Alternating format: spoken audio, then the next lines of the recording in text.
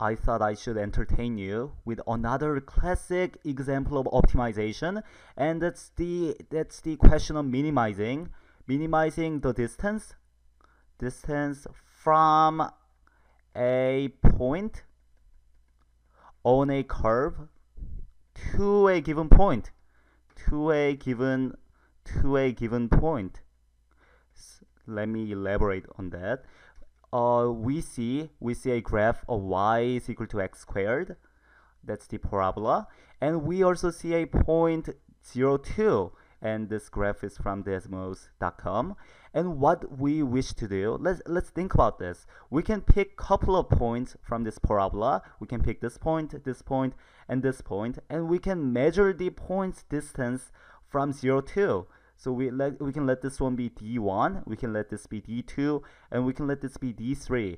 Now the question is, we wish to find a point or just one point on the parabola such that this distance is minimized. So obviously, from what we see, D3 seems to be the smallest out of D1, D2, and D3. So maybe D3 is the answer to go, but how can we prove that mathematically? Maybe the answer is this. Maybe our eyes are somehow tricking us that this thing is smaller than this one.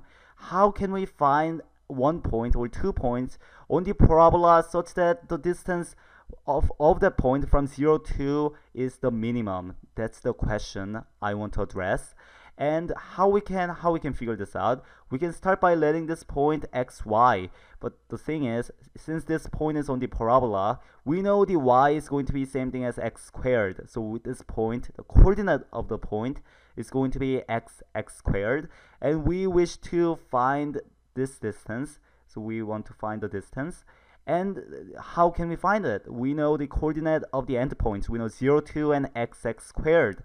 So we can use our distance formula from geometry class, distance formula, to find d of x. Our distance is going to be square root of x minus 0 squared, or x squared, plus x squared minus 2 squared.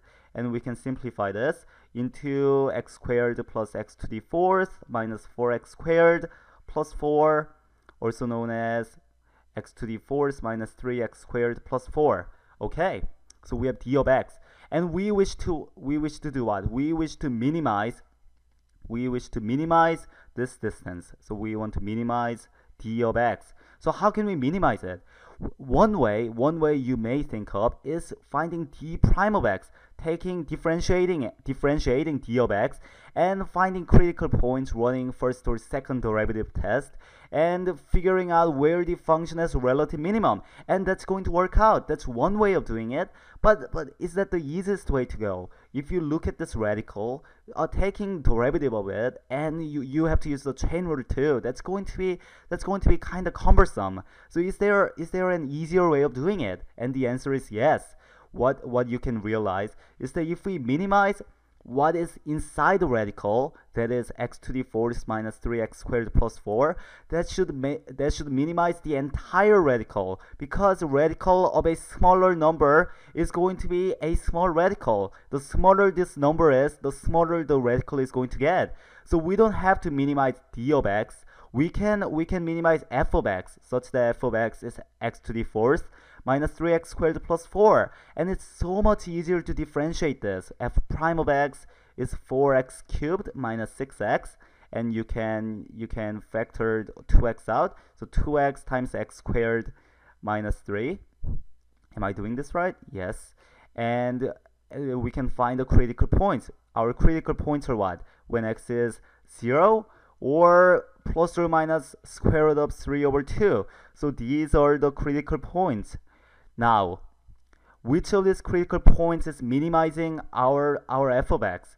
We can figure that out by looking at f double prime of x. I'll use second derivative test, and f double prime of x is 12x squared minus 6. At x equals to 0, f double prime of x is negative 6, so it's less than 0. So the function is going like this, so you have relative maximum. So that is not what you want to have. How about f double prime at plus or minus square root of 3 over 2? In that case, you have 12 times 3 over 2 minus 6. which gets you what? 18 minus 6, so 12, which is greater than 0. So the function is going like this. So we do indeed have relative minimum at x is equal to plus or minus square root of 3 over 2. So that's going to be our answer. So we know the x coordinates that minimize the distance is going to be plus or minus square root of 3 over 2. So the y coordinate is going to be x squared or 3 over 2. So the answer is, our answer is plus or minus square root of 3 over 2, 3 over 2.